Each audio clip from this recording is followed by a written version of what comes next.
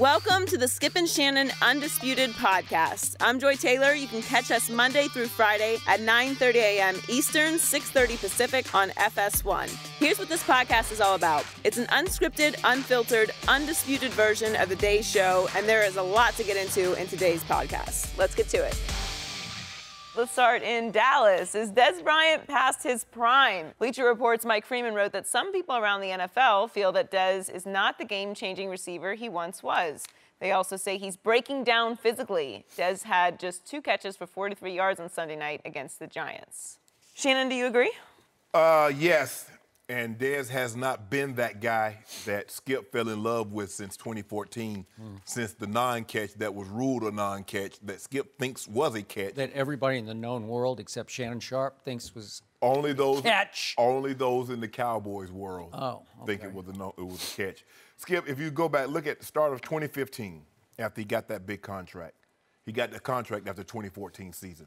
He's 60th in catches. He's 41st in receiving yards per game. He's tied for 29th in touchdowns. So let's just say, for the sake of argument, Skip, look here. Guy X, receiver, with those numbers, would you think he'd be a franchise wide receiver? No. No, he wouldn't. He's being paid like one, but go ahead. You see, and that's the biggest misnomer. People think pay elevate your status as who you are. Yeah. No, Skip, let me ask you. Are you taking him over Julio Jones, Odell Beckham, Antonio Brown, A.J. Green? Right now, I'd take him over Odell because he's no-Dell. He's holding out, right?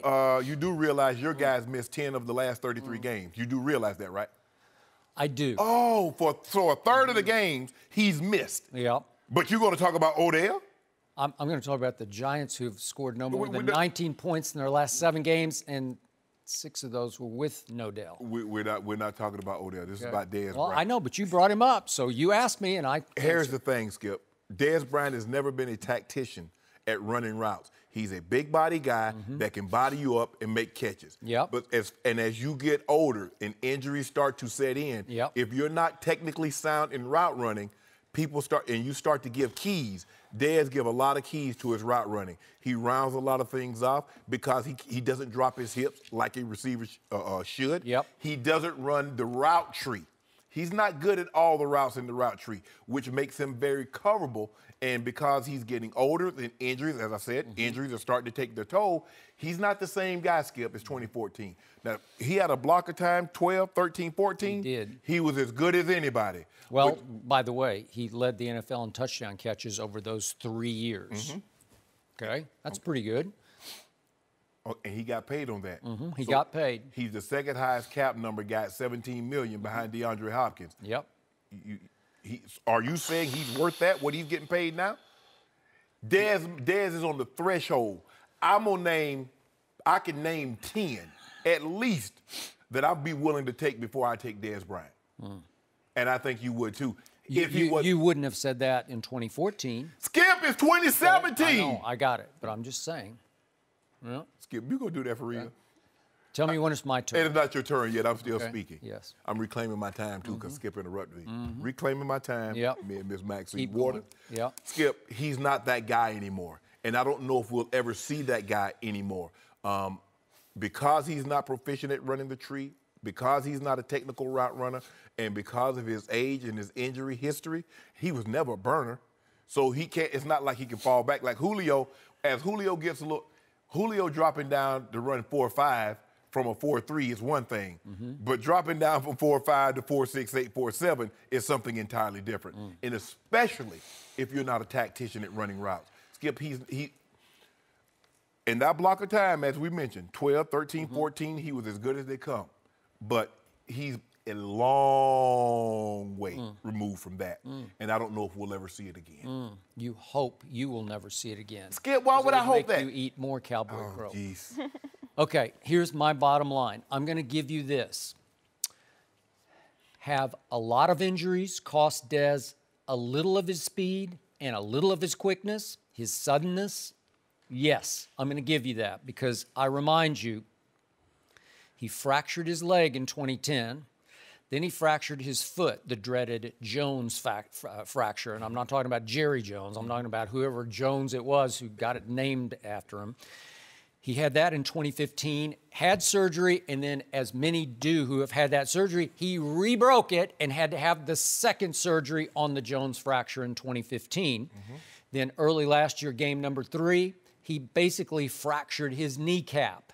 It was hairline, but it was still, it's a fracture, right. And it costs you. It takes a little bit away from a guy who, as you point out, at the combine, he ran 4.5 at 6 feet 2 inches, 220 pounds. That'll work. When I first started watching him as an Oklahoma State Cowboy, you want to talk about sudden, you want to talk about electric, you want to talk about punt returner. That's what he was. He was like lethal punt returner at Oklahoma State. And I'm going to remind you, his first 3 years in the NFL, he returned 42 punts for the Dallas Cowboys. That was that guy, okay? And he also returned 16 kickoffs. Wow, that was that guy. So he could fly. Yeah. And he also had this quarterback, may he rest in peace, so to speak, Tony Romo. Way to go, Tony. Had a good debut the other day with Jim Nantz on CBS.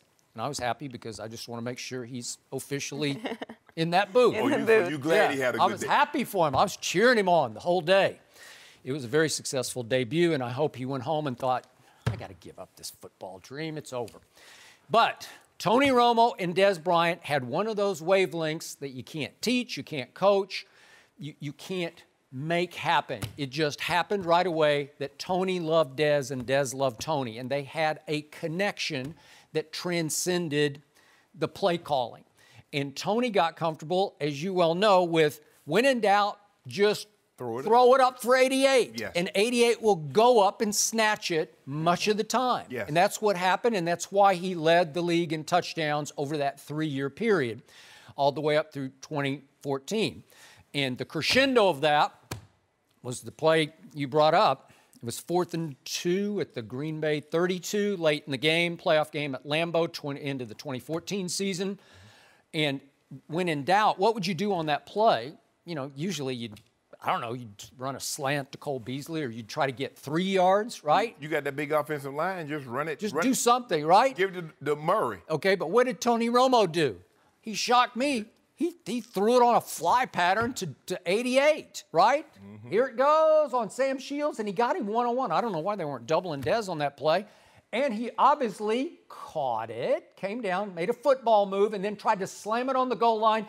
And they ruled no. How can you rule that's not a catch? Because it wasn't. Oh, please. So whatever. That would have given them the lead in that game, whether they would have hung on or not. And Aaron Rodgers would have came right back down the field and got a touchdown. Yeah, but he had his gimpy calf going on, so maybe he wouldn't have been able to pull it off. I don't think he would have. They had seized momentum in that game. But that was a crescendo. And then in that offseason, guess who was on the cover of Rolling Stone magazine? That guy was. He was it, man. I mean, this was a big deal because he was a new client of Rock Nation. So Dez had sort of taken the NFL by storm that year, right?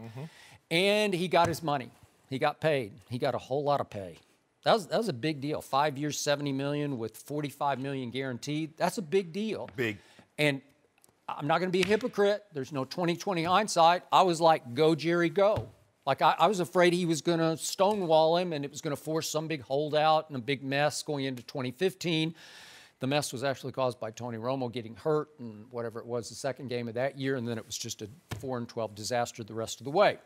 But my bottom line here is that even though I give you that these injuries have taken a little bit of that electric Dez away, he still is highly capable of putting up monster numbers in any given game on any given Sunday, and I believe he will fairly regularly through the rest of this year. Janoris Jenkins has had his number. But I'm going to remind you that this got a little bit swept under the carpet, but in that playoff game against Green Bay last year, end of the year, I thought he had a monster game. He caught 9 balls for 132 yards and 2 touchdowns. Doesn't that qualify as living up to that contract? Isn't that a big-time game? Yeah. And again, they were behind 21-3 when it all started, but he caught if we could see that, he caught the 40-yard bomb that started the comeback. Here he goes. That'll work. I'm not saying he's blazing, but it worked. It was 40 yards for a touchdown, and all of a sudden it's 21-10. Then he caught another touchdown from 7 yards that tied the score at 28. So is that not a Dez Bryant game? You got to give him that one, right? Skip, since the start of 2014, he's tied for 30th with the most 100-yard games. Okay, but he was hurt most of last year with that fractured kneecap. Julio has 16. I got it. Okay, so then what happened Sunday night? From the start, he has not had rapport with the young quarterback. Because what happened the first week the young quarterback took over the job? What did he say publicly? I will throw it to Dez when Dez is open. Because Dez was already complaining, and the kid quarterback, 4th rounder out of Mississippi State, says, you know what? Shut up and show me. Get open and I'll throw it to you. Right. I love that because it was true because Romo just threw it to him anyway, right? So this kid is saying, I got all these other weapons because I got a bunch of other weapons.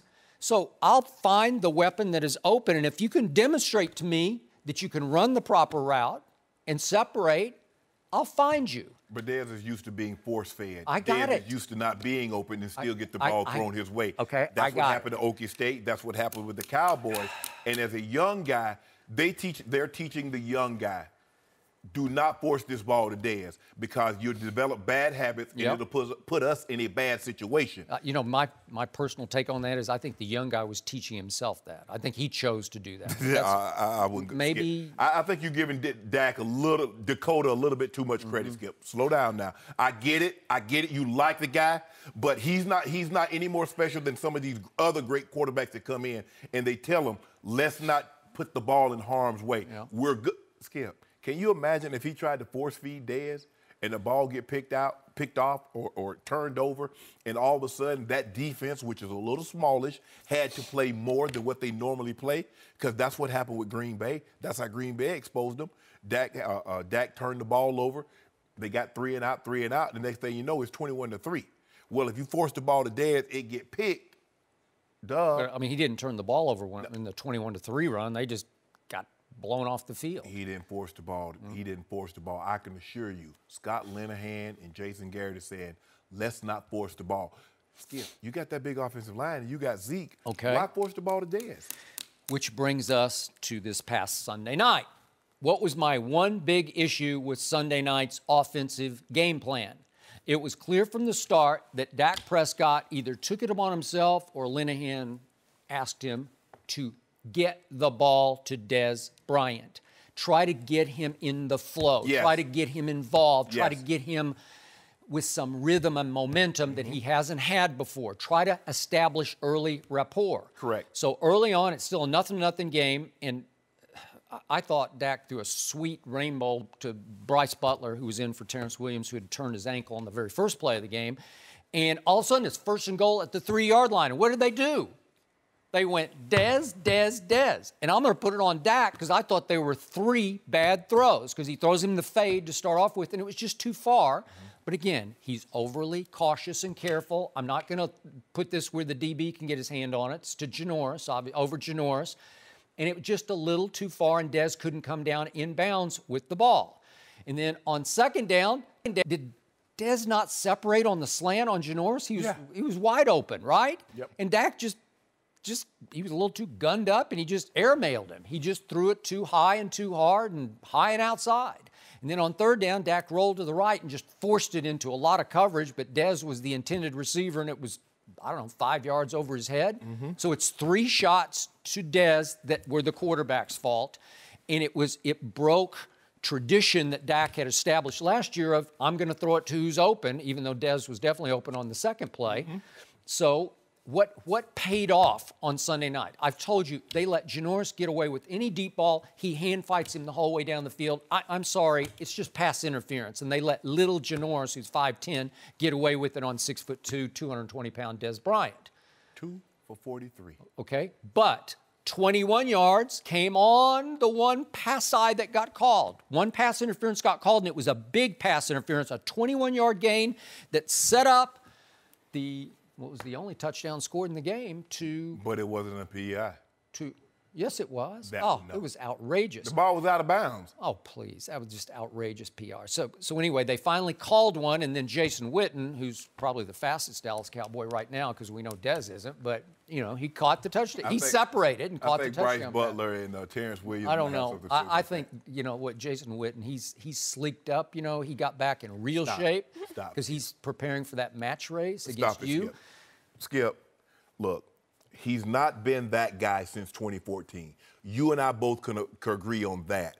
And normally, once guys start hitting that patch where they can't get the yardage that they once could, they can't get the separation that they once, it doesn't come back. Now, it normally comes back, but it comes back at a price. You get in the bottom, they're going to send you away. But Dez, he can't go somewhere and get more speed at 28.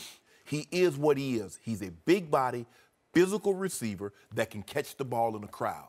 As far as running routes, that's not what he's good at. So there's going to be a lot of times he's going to look like he's covered that you're going to have to trust him.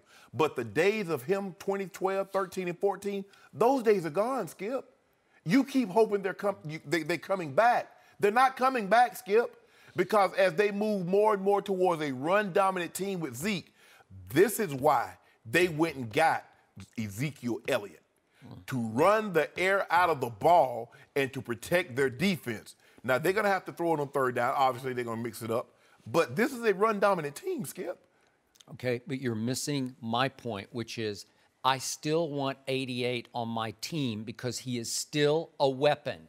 I know he's not quite what he was, but even the last deep ball to Dez, which was outrageous pass interference, but it was another sweet throw from Dak. If we could see that, the 50-yard pass in the air, hit Dez right in the hands in the end zone. He got one hand on it. Yeah, because the other was held down to his side. Now, if that was number 13 up at the Giants, you know what would have happened, right? He's a circus catcher. I mean, his best catches come pregame. We know that. No, I love to watch Odell put on the show before the game because he doesn't put on that big a show when the game starts. Did you see the one he made on Brandon Carr? When his coming out party? Was that in the game or was that pregame? Did you see the one big ball in that game? Was it in a win or a loss? They lost. No. Oh, you're talking about the first one. Yeah. Oh, I thought you meant the one he caught up in New York last year. No, okay. And what about the one up the sideline against Washington? One hand. He makes unbelievable catches. Skip, I'm not saying Dez is a bad receiver, but do I think of him as a elite receiver? No, I do not. I don't put him in that top 5 category. And if he were to make the top 10, he's somewhere 9 or 10, but I still can get to 10 guys that I would rather have, or most general managers would rather have than Dez Bryant. I think you can agree with that. Okay, you claim you're objective. Can you name 10 receivers off the top of your head that are better than Dez Bryant? 10? 10. I don't know, that's too many, but whatever. I get your point. I told you he's lost a little bit of speed and quickness, but he is still capable of monster games. Again, Janoris has had his sort of mental number. He's put the handcuffs on him. Okay, does Janoris play for the Broncos? No, I mean, Talib does. Chris Harris Jr. does. Yeah, we'll see. I don't think they've had his number because they haven't played him, obviously, but we'll see if they have his number. Well, okay, in that Romo game, what did he do? In that Romo, when Romo threw for like 1,000 yards. He threw for 505 in that game. I'll bet Dez had a big game. I don't know. I can't remember. That was a long time ago. What did they do? 52-49. What? Because he threw it to Danny Trevathan, who happened to play for the wrong team with a few seconds left in the game, just when I thought I was okay. Hold on. You actually thought Peyton Manning was going to lose to Tony Romo. I don't know. It shaped up that way. We had the ball, and it looked like we had a chance. That was our best chance of winning the game. You having the ball in Tony Romo's hand. That was our best chance. Yeah, he'd only thrown for 505, and his last pass went to an orange guy. And that's why we wanted it. Because up until that point, he had made no mistakes. You know he gonna give you one a game, Skip. You knew this. Okay, but the guy who's playing quarterback right now will not give you one a game because he's only thrown 4 interceptions in his first 17 NFL starts. That's outrageously good. Can I ask you a question?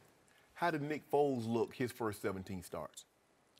Well, what does that have to do with this topic? I don't even. You keep saying, oh, he only threw 4 interceptions in 17 starts. Okay, wait. Did you just predict that Dak Prescott's going to become a backup quarterback? All I see how Well, you did that's that? what you just leaped to the conclusion. All I said was, what was Nick Foles in his first 17 starts? How does 27-2? You like that? 27 touchdowns, 2 interceptions. Did I ever buy into it on television? I never bought into it. I just asked you a Not simple for question. a second did I buy into it. Okay, I'm asking you a simple question. What? Is Dak a flash in the pan? I don't know. Is he a one-hit wonder? Because that's what you said all offseason, and then he made you eat those words on Sunday night. I did not say. Boy, he looked good to me on Sunday night. Why you try to do Against the best defense in pro football, he looked like he was legit. No mercy. Next up, an anonymous Cowboy told Bleacher Report that Ezekiel Elliott may be finally maturing now that he could be facing a 6-game suspension. The player said, quote, before Zeke didn't get the microscope that he was under as a Cowboy or an NFL player, I think Zeke gets it now. Shannon, do you believe that Zeke gets it now? Why would You remind me a little of Zeke. Why would I think that? I used to have my shirt rolled up like that. I know. And, Toe up, too. And you had Zeke-like impact on a lot of football games, right? Go ahead and say it. I know something coming. Nope. Yeah, but you did have John Elway. Yeah. You did have a historically You great did have defense. Ray Lewis, but that's okay. Big play Shay. Skip, can I ask you a question? Why would I think Zeke's changed? Because he has not been in the news in the past 2 months in a negative light? Because just before they went to training camp, there was an incident that happened in the bar. So does he get it like in the past 2 months? Or did he get it yesterday because he was in the locker room and he's practicing with his teammates? Because he says, I feel this is my safe haven. I love being with my brothers. I love practicing and playing football. Skip, it's just hard for me because even while this investigation was going on, Zeke did not change his behavior. We saw the video of him pulling the top down.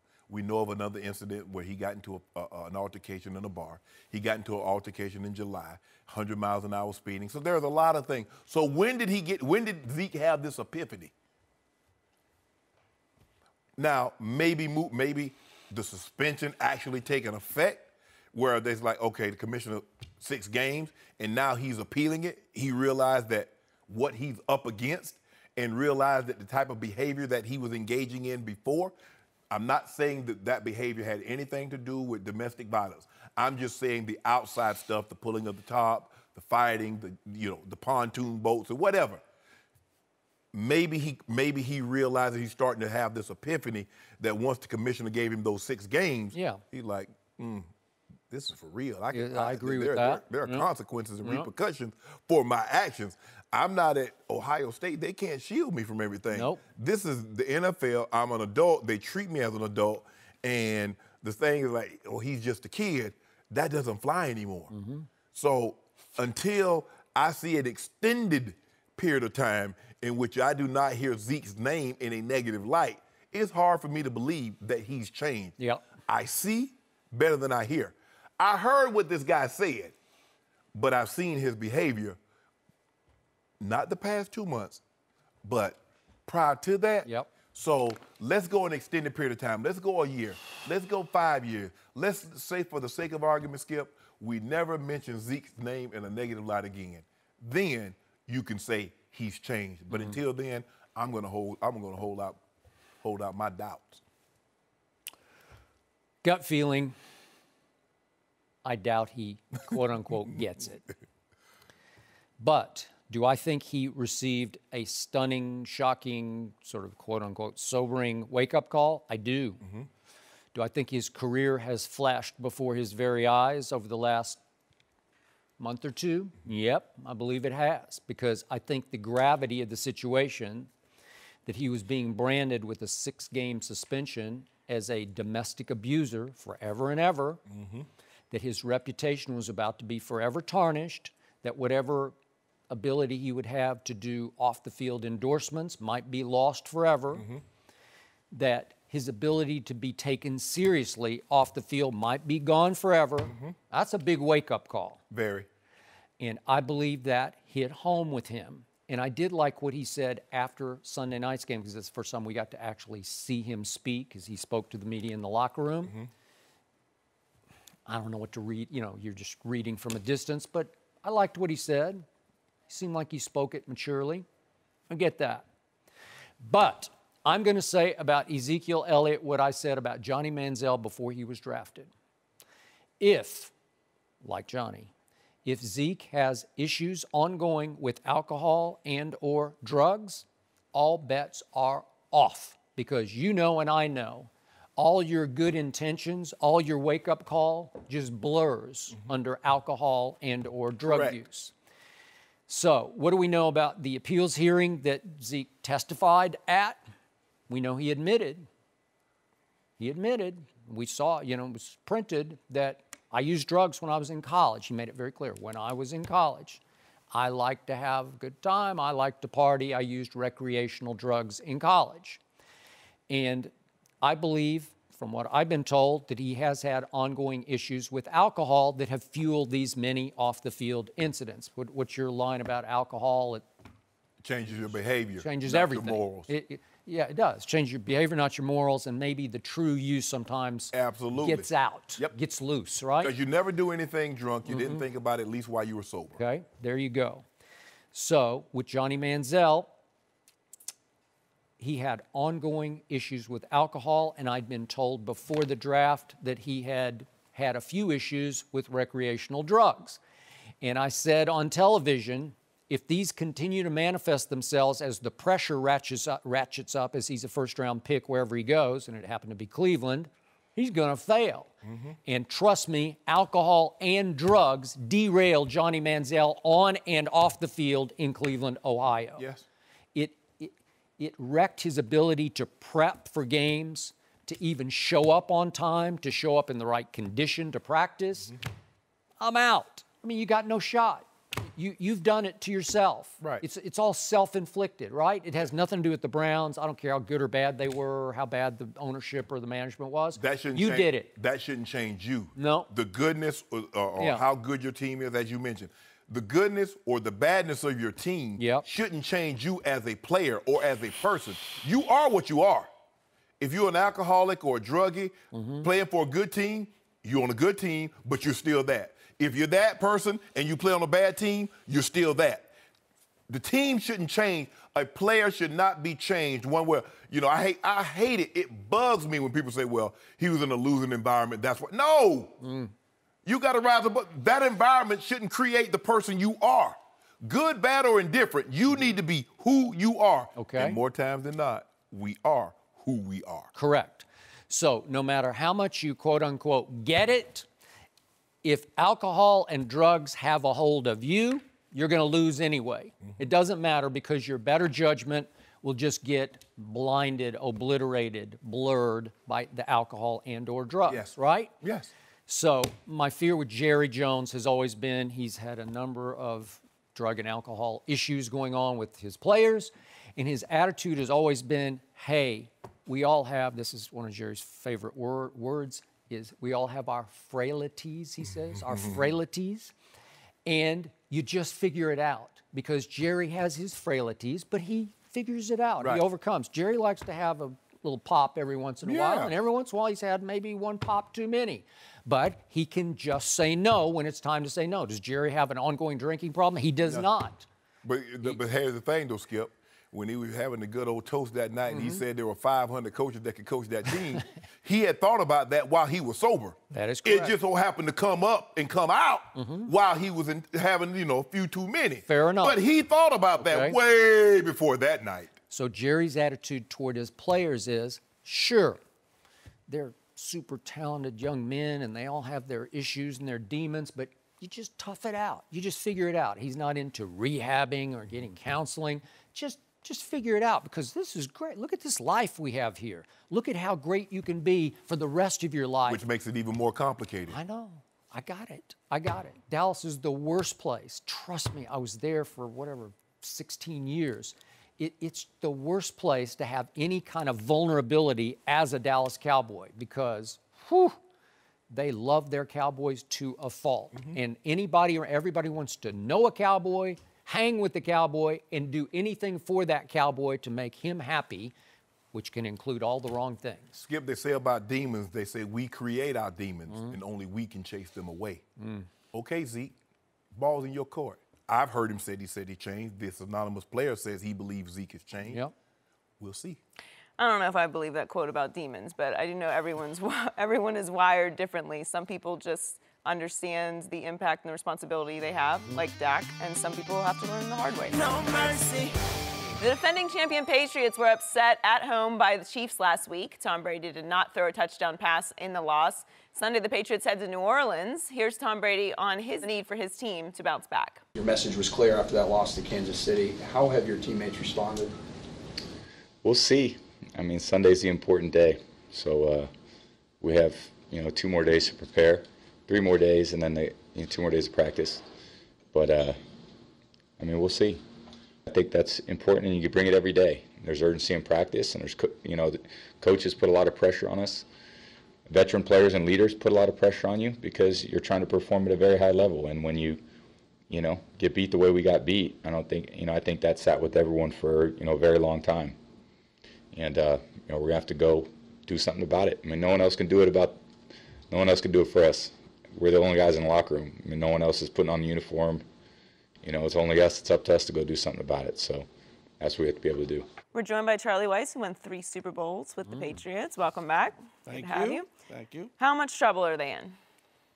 Well, I mean, let's not downplay the fact that it's never good to lose a game. We can sit there and say, well, it's no big deal. It's the opener. And the one great stat that I could throw at you, the last 3 times they lost the opener, they won the Super Bowl. Right. So that's a great, okay, then they're going to win the Super Bowl. But there were a lot of things in that game that troubled you.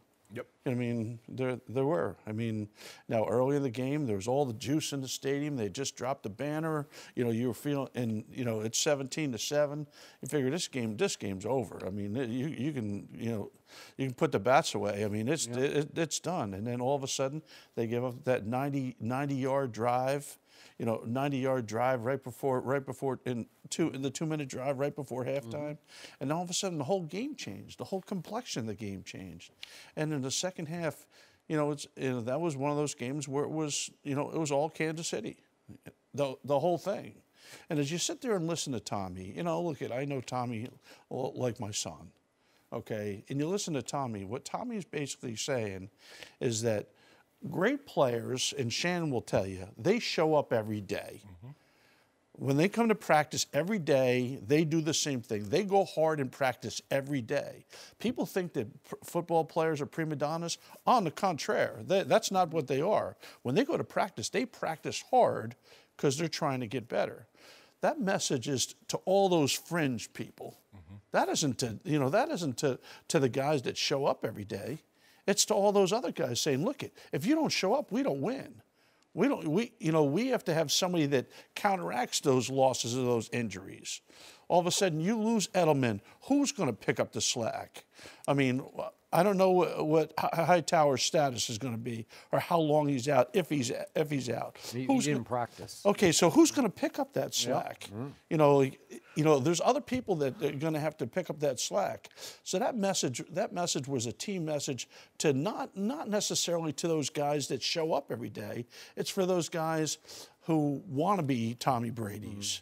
Okay, because you don't have to worry about Tommy showing up. I mean, he's showing up and he's going to go hard every single day. Yeah, it's never a good thing to lose, and I'm not going to put too much emphasis on this. It's not like the Patriots are going to miss the playoffs now, and all of a sudden Jacksonville's going to win the Super Bowl because they look dominating over the Texans, and Kansas City didn't look well against Kansas City. The Edelman injury is even bigger than I thought, Skip, because what he allowed them to do was get an extra 2 first downs, which gave Tom Brady and the offense an extra 2 cracks of getting the ball into the end zone. And that's where they get you. If you're an offense, you try to stay on the field as much as possible. If you're a defense, you try to get off the field, especially on third down. That's the money down. You show me a team that's very good on third down conversions, I'll show you a team that's winning. You show me a defense that's getting off on third downs, I'll show you a very good defense. And what happened that night, it was the perfect storm. They couldn't stay on the field. They couldn't get Kansas City off the field. Now, Kansas City has dynamic playmakers. Tyreek Hill, Kelsey, and then we found out about Kareem Hunt. He might be a lot better than even Andy Reid thought he was, because I don't think Andy Reid thought he could get this kind of performance especially after his very first carry, he fumbled the ball. There were two other significant things, though. Amendola getting hurt. Yes. Okay, because he was picking up the slack. Right. You know, things weren't going that badly now when Amendola was in there in the slot. And also, Eric Berry being able to cover Gronk by himself. Right. Yeah. Okay, now obviously he gets hurt later in the game, but it wasn't double 87. Right. It was, I got you. Right. Yeah. You know, and Gronk made a couple of plays, and Eric Berry made a bunch of plays. Right. But how many times have I seen, you know, Gronk not have special attention having to be given to him? Because if he does, he's usually running wide open. And Skip, that's what we talked about with Amendola. When you play that slot, you're going to have a lot more impact. You're going to have a lot more collisions because they're throwing the ball to you closer at the line of scrimmage. So the guys are going to be up on you instantaneous. And that's what you have to be careful with him because he has an injury history. He has a concussion. I think he's had a few concussions in his history. So that's the thing that concerned me about him, whether or not he could play the position, because they originally got him to replace Wes Welker. So clearly they felt he could play the slot position. And then when when Edelman came in, they moved him outside a little bit more. But in Gronk's going to have to get back because when you had the surgery during last year, he trained. He rehab. Yeah. Rehab allows you to get back to the baseline. It allows you to get back to be functional. Well, you just can't be functional and play this game, especially him, because all we've ever seen him do was be great. And so until he gets back to that level where he's comfortable running a little bit more fluidly, he's going to have to cause a mismatch. He's going to have to cause teams to double him and get a lot more single coverage outside.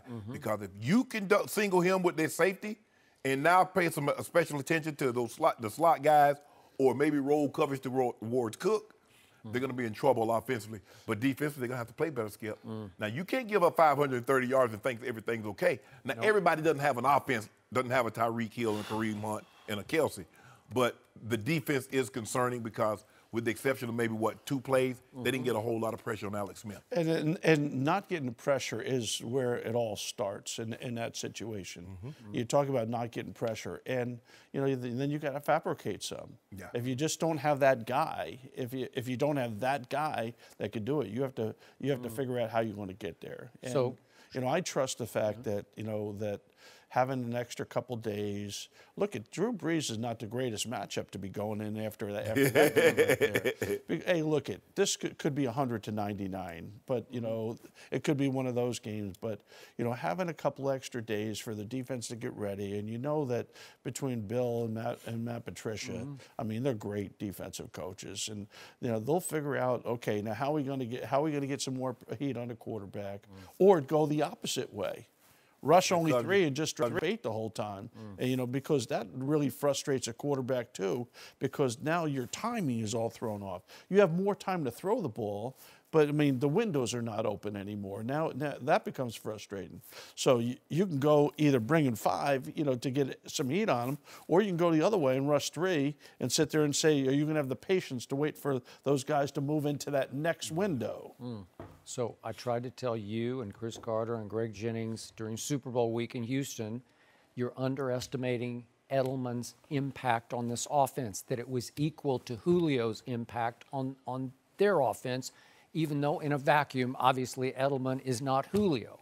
But he meant a whole lot to this quarterback because of their rapport on option routes. There's a big trust factor, as you well know. I think he also had a lot of trust that it took a long time to build with Amendola. I don't think Amendola is going to be able to play Sunday in New Orleans. He didn't practice, so he's in concussion protocol, and he's had a history. So now you don't have a slot receiver, and Hightower is the leader of the defense and the driving force of the defense, and he has an MCL sprain, and I don't think he's going to play. So that's those are big losses on both sides of the ball. Okay, now, but you could go with 2 tight ends. Okay, and put Gronk in the slot. You're going to have to. Okay, and put Gronk in the slot, or use him more as that slot receiver. You're going to have to. And let me tell you something. There's very few guys that could do what Eric Berry did in that game. Very few. I got you. Very few in the league, and New Orleans doesn't have one. But to my eye, Coach, Gronk wasn't moving quite like Gronk, and you're saying he just wasn't maybe in game shape. Yeah, but And he just looks stiff. He's a big methodical runner to begin with. He's not fluid. Like if you look at Kelsey, the way he turns over, he's a lot more loose in the hips than Gronk. But Gronk looked especially they're using stiff. Kelsey as a running back half the time. Yeah. They're tossing it to him. It's coming off of injuries. But remember now, with this collective bargaining agreement, these guys don't play in preseason anymore. Right. I mean, it used to be you played a quarter of let's go back a little bit. You played a quarter of the first game, half of the second game, 3/4 of the third game, and a little bit in the fourth game where you'd play at least a series or two just to say, okay, I'm done. Right. You know, and then let's figure who the last couple of roster spots are made on your team by the rest of the game. Now they don't play in the first game. Okay, the second game they play a little bit. Third game, that play into the third quarter might be true for the offensive line, but it's not true for a lot of the other guys. Right. And the fourth game, they don't play at all. Right. Okay, so, I mean, now all of a sudden you're going to go play 60 minutes. You know, you see guys cramping all over the place. Well, no kidding. What do you think is going to happen when you haven't played for 60 minutes? Yep. So, bottom line, are they going to have a hard time winning this game at New Orleans? Yeah, they will. Yeah.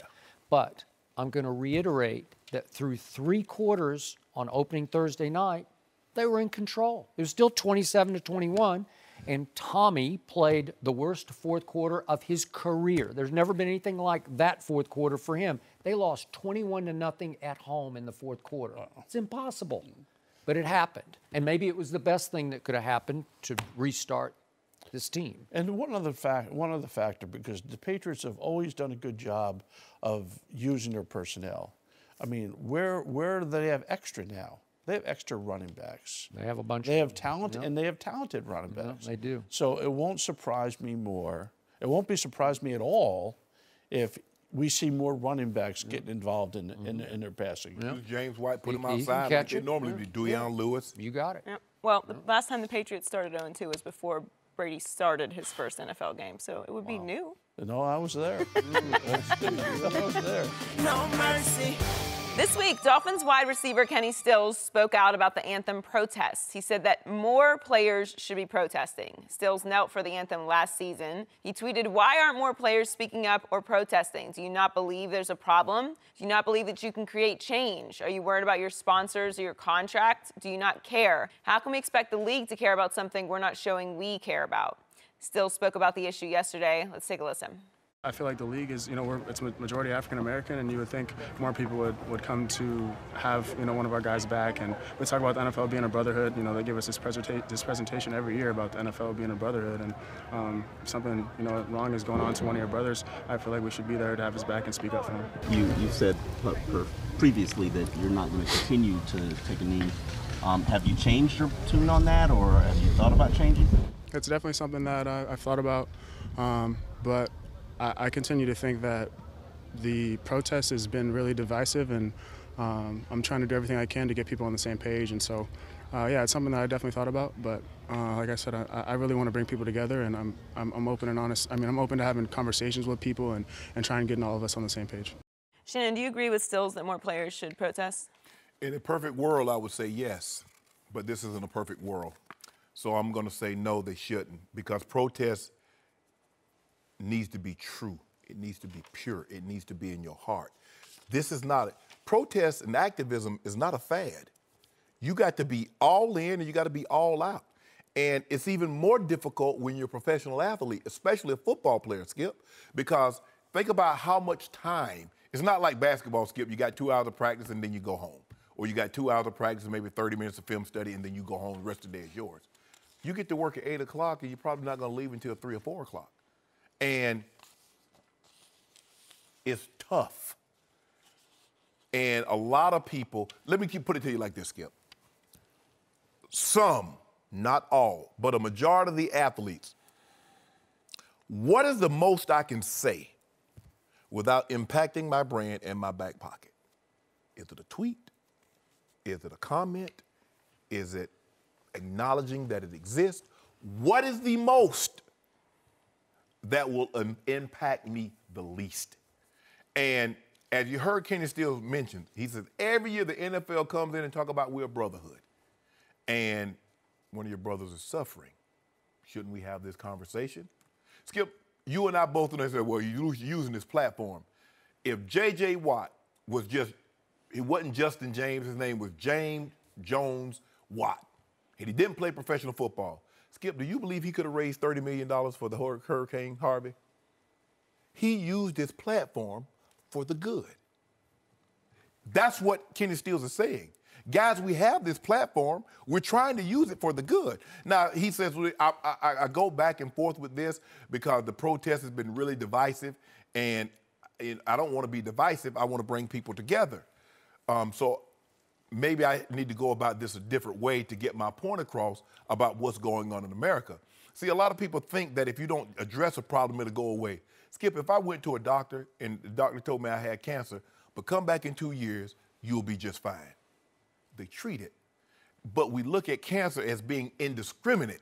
It could hit you, me, anybody, black, white, Latino, Asian community. It doesn't matter. But this is something that mainly affects urban communities, or minority, or the indigent. So a lot of people can't empathize with that. You empathize with cancer because it can happen to you. It can happen to a family member. You empathize with flood victims because, hell, my house could have got flooded. But something that may not impact you, something that you may not experience, it gets difficult because the further you're removed from something, the less impact it's going to have on you. That's why you have to admire a guy like LeBron James.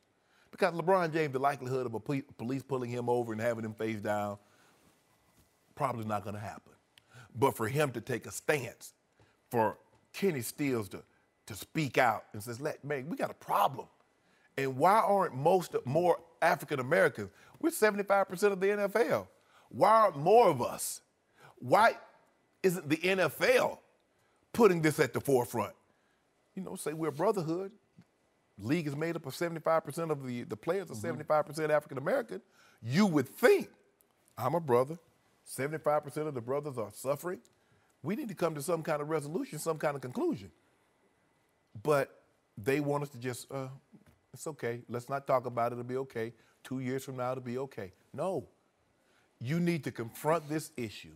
And as long as we continue to kick the can down the road and not pick it up and address the issue, we're going to continue to have these problems.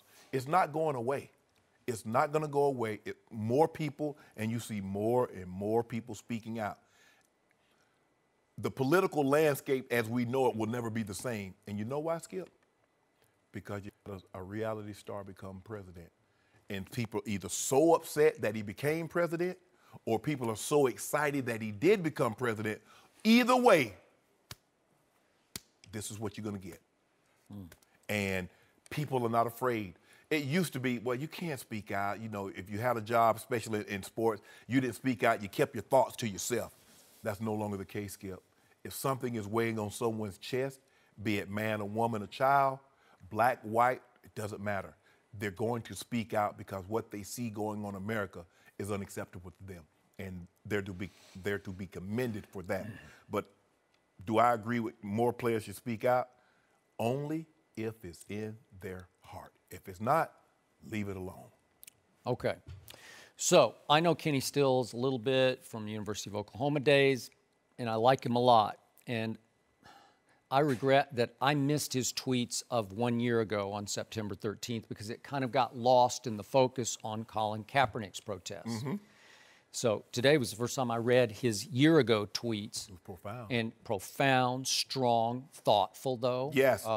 Even-handed. I liked it. I encourage anyone out there, go find it if you can, but just I'll hit some of the highlights here. He made it very clear from the start, I love my country, I have the utmost respect for servicemen and women, blah, blah, blah. You know, went all through that, which is straight from his heart. But it is time for us to come together in solidarity, time that we treat each other with more love and respect. I know there are honest, hardworking police officers out there, care deeply about protecting and serving their communities, and I sincerely thank them for their bravery and sacrifice. Okay? I also know that we can do better as Americans at protecting our most vulnerable citizens. That's perfectly, beautifully said. Yes. Okay. Now, he's calling on the figure I saw today was 70, I don't know what it is, 70 or 75% African-American players. Where are we? He's sort of reaching out, calling out, and he even said in the interview that we saw that he's hoping just to inspire dialogue with his brothers on other teams, that maybe they could text him and contact him. What are we doing now? Right. And here's my question, and this is a hard one to answer, and I don't know if you have the answer, but fire away. What's the new goal? What's the new end game here? What more can be achieved or accomplished that Colin Kaepernick didn't already achieve? Because I got to tell you, as far as a football player goes making a statement, Colin Kaepernick won. I'm going to say it again. He had dramatic national impact. He was on the cover of Time. And this, I can't quantify this, but I'm pretty sure, because I'm not stupid, I think I know that nationally, in the psyches, let's just take white police officers everywhere, I think they all heard the conversation. I think it planted seeds in the backs of their minds. I can't quantify it, but they have to be thinking twice now. Why? Did I use excessive force? I don't know. I'm Why? just saying, just because the conversation started and there was no conversation before. Skip. No conversation. Skip, here's the thing. You know why they don't think about it? Because we still see unarmed people I of know color we get have, gunned. but And what happened? I don't know how many, like it hasn't happened, didn't happen last night that I'm aware of. No. So maybe it will slowly dwindle a little bit. Just a little bit would be a lot to me. It has to be ramifications that come along with that. If I see something on camera, Skip, and you go before 12 men and men of your peers, men and women of your peers, and they say not guilty, or you hang the jury. Skip.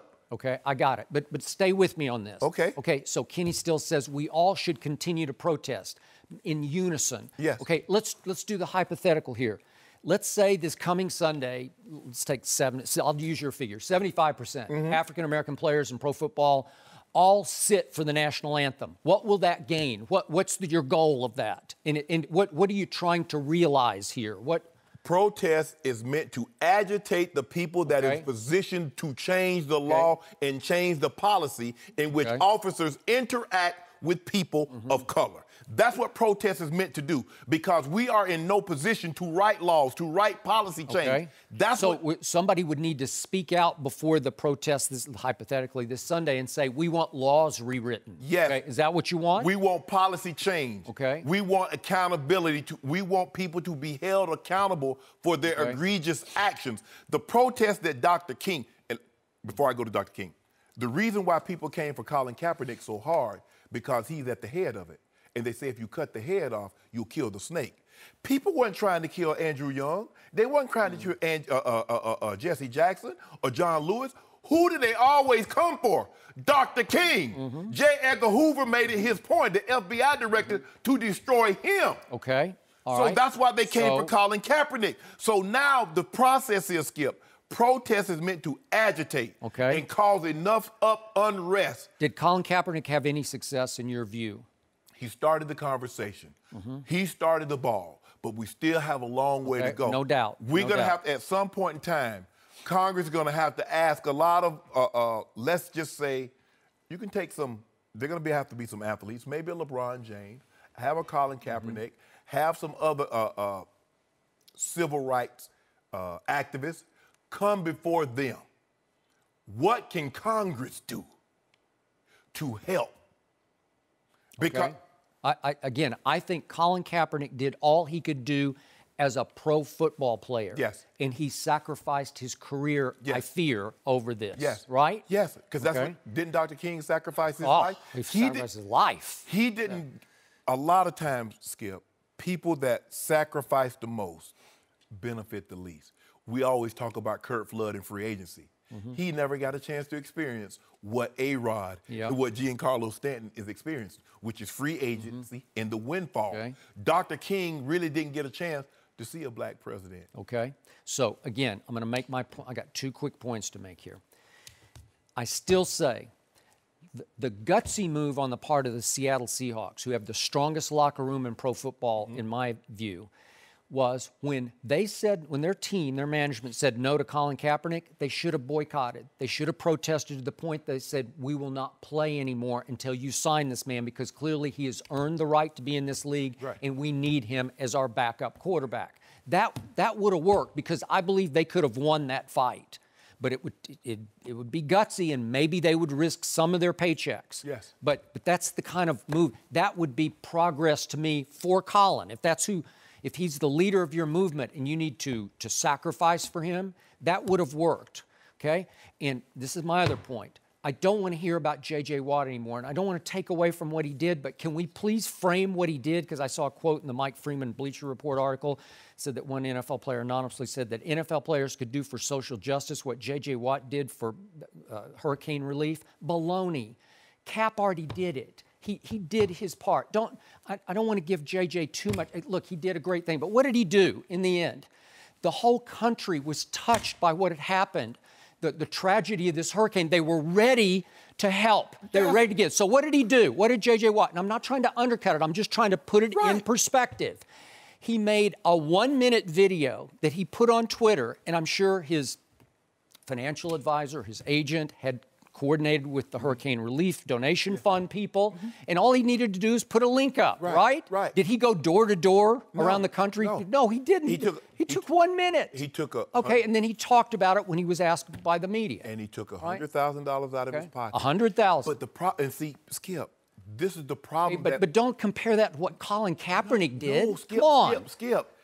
What the comparison is how Colin Kaepernick is looked down upon, and J.J. Watt is a hero. He took $100,000 out of his pocket, and the donations are up to almost $30 million. Colin Kaepernick took $1 million out of his pocket of his own money, and there has not been $30 million in donations. To me, J.J.'s getting too much credit in this context. Comparing him to But that's also just that he is doing something for his community that everybody can get behind and empathize behind. And Colin Kaepernick is doing something for his community that people immediately look upon as being anti-police and I divisive. got it. But the world was ready to get behind J.J. Watt. The world, black, but the world white. won't be ready to get behind Colin Kaepernick until what Colin Kaepernick is sitting for affects them. Everybody keeps talking about Colin Kaepernick had a selfish agenda.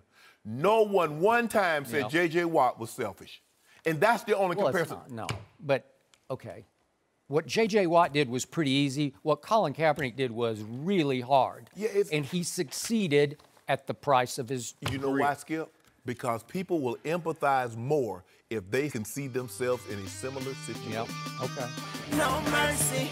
During the fourth inning of last night's Red Sox game, a banner with the words, "Racism is as American as baseball," was unfurled over the Green Monster at Fenway Park. Security removed the banner and the people holding it. They released a statement to CSN saying, quote, "We want to remind everyone that just as baseball is fundamental to American culture and history, so is racism. White people need to wake up to this reality before white supremacy can truly be dismantled." We're joined by Rob Parker. Welcome, Rob. Good morning, everybody. Shannon, let me start with you. What did you make of this? Oh, that's a beautiful banner. And they could have unfurled that in any other stadium, in any other state, but it happened in that stadium, in that state, in that city. Because although we do know racism exists all across America, Boston is one of the few cities that fails to acknowledge that. Oh, we're just like any other city. Yeah, you are in a lot of ways, because racism does exist in a lot of cities. But for you, on your part, the failure to acknowledge it, this was the last team to be integrated in pro sport, in professional baseball. And it's not so much the banner, it's the race of people that unveil the banner. Because now we're starting to see that white people, and that's what we need for them to acknowledge that it does exist. And for them to do, and it had to be, Skip, guys, they could have, all the monuments and statues around the city, they could have put this banner up anywhere. But we wouldn't have talked about it because someone would have snatched it down and we'd have never seen it. It had to be positioned properly. The iconic, I mean, you got the Chicago Ivy, you got Monument Park at Yankee Stadium, and you got the Green Monster. And that's what's hanging from the Green Monster, letting everybody know. And what did they say? Racism is as American as baseball. They've been playing baseball since 1869. That's what MLB says. 1869. And it says, just like some get enjoyment of watching baseball or attending a game, That's how prevalent racism is in our society. So you are saying you liked this? Oh, I love it. Okay, good. I love Get it. that on record. I love it. Okay. I don't like it. I mean, you know, I like broccoli. You don't like that. I like it. I like it. Now, I love me some chicken breast. I love me some sea bass. This is chicken breast. Okay. That's sea bass. Okay. Woo, I can eat sea bass every day. Okay. I love it, Rob Park. I will say, Shannon, the protesters, they hit a home run last night, Skip, at Fenway. Really? That was a home run for me from this standpoint. Your idea of a protest is to disrupt your daily life, which normally when people block the highways or that's how you get people to be noticed, okay? Number two is to make people uncomfortable. Very. There we go. That comes out, people. And then, as you said, the place that they did it, they had a captive audience of 40,000 people, mostly white, right, at Fenway Park. And I think every day I understand what Colin Kaepernick has accomplished in this country. An awareness. We say it all the time about being woke, right? You got to be woke about what's happening around you. This is an example. It wasn't 4 black guys trying to sneak into Fenway with a banner. These are 4 young white people who decided that they've had enough, they want to make a statement. And so I thought it was the perfect scenario circumstance in the right place, and especially in Boston, which we know the history of Boston. We talk about it all the time, Skip. But they hit a home run for me. That was pretty amazing, and I think the words on there were perfect in talking about this country and again, baseball, which I will say was the first to integrate, you know, and I give baseball some credit, but that nails it right there, and I think people took notice of it. Wow. I didn't see it that way. I'll give you, this was a warning track shot, but it didn't go over the green monster because it went a little over everybody's head. This was a great idea done badly because the ultimate key to any protest is to be painfully clear with your message. I'm still not sure about the message on the banner. And when I first saw it, you know what my first thought was? I thought they're promoting racism because I feared, knowing the history of that stadium, that the wrong people had gotten a hold of a banner. And I don't know how they got the banner in. They had to smuggle it in because you can't have banners in the outfield. So that's a pretty big banner. I don't know how they folded that up and got it past security. Like it's a blanket or something. I don't know, but they did it. Way to go.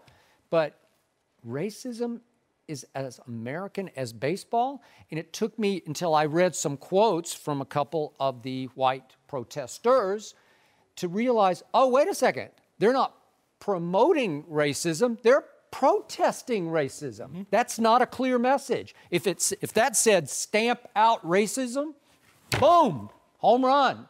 That's out on the highway. The highway? I get it, but Skip, stamp out racism doesn't have the same effect, I think. Really? I really do. Because when you talk about baseball and what's going on in America and the climate that we live in, I think it...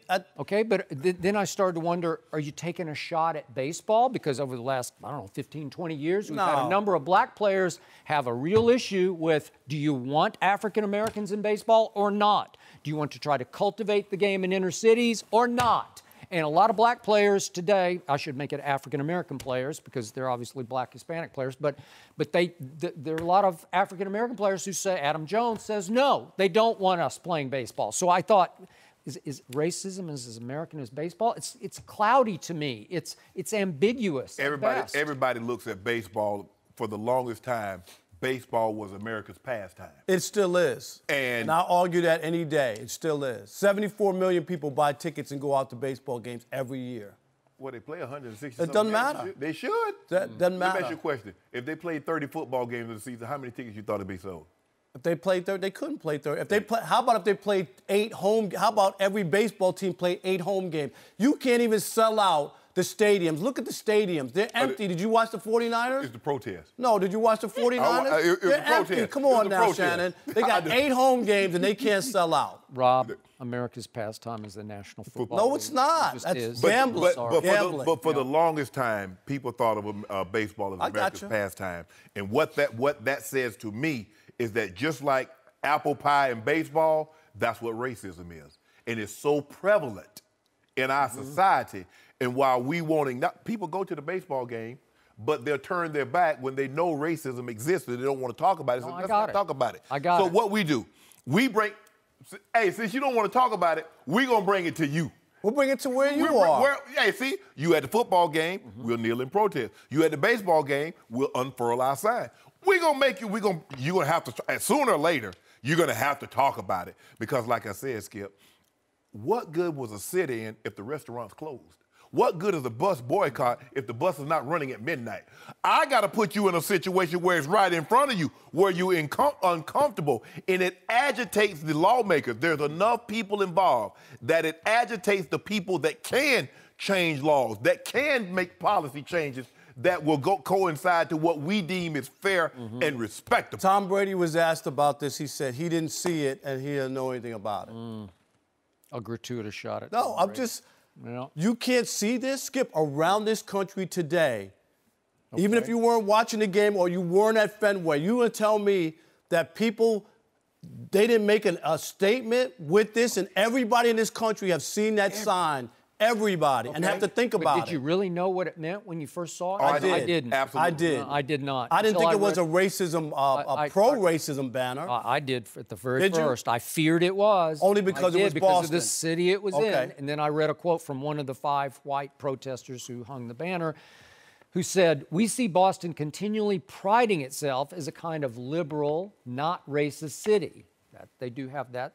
The Harvard side, right? But it's true, though. They've had a black governor in Massachusetts. Okay. I mean, it's a liberal town. And yet, we are reminded also constantly that it's actually an extremely segregated city. This is from one of the protesters. Yes. It has been for a long time. No white people can avoid the history of racism in Boston. So we did this banner as a gesture towards that to have a conversation about it. So I'm happy that we're having a conversation. It's just a little cloudy what that first message meant, and I think they lost a little of their momentum because everything I read in the Boston papers was kind of head-scratching, like, what? Well, the because the protesters were white. If the protesters were black, no one would ever think that. Right. No. And also, if the protesters were black, what the pushback? Do you know what I mean? Yeah, how dare you bring that to Exactly. This is not what this is for. You know, you come to watch a There you baseball go. game. I brought my kids to have a good time. They didn't come here for they're that. still getting that pushback, but it's just not. But it wouldn't be as extreme. Yeah, just for the record, the 5 white people were immediately removed from the ballpark. Joe West, the third base umpire. Yeah. He had them removed? Yep. And I think it's stadium policy. Yeah. Yeah. Well, you're not, It doesn't matter. you're not allowed to hang Don't worry about signs. it. Right. Hey, guess what? You can't remove what I already saw. Right. It's already up It's there. just like in court. I object. How the jury's going to unhear what they already heard? They heard it. I heard it. Oh, I'm not supposed to hear that. Okay, I'll keep that. Strike that from the record. Hey, let me write this down on my Watching too notepad. much Law and Order, Shannon. Let me write this down on my notepad, Rob. I would not want you representing me. Skip, I think you you weren't sure when you first saw it, but now as you see this, just think about it. And think just how iconic and what that looks like. I think it has had an impact, and it will have Good. an impact. I hope so. No mercy. Thanks for listening to the Undisputed Podcast. I'm Joy Taylor. We're back again tomorrow morning at 9:30 Eastern. We'll see you then. Fox Sports, 1 of 1.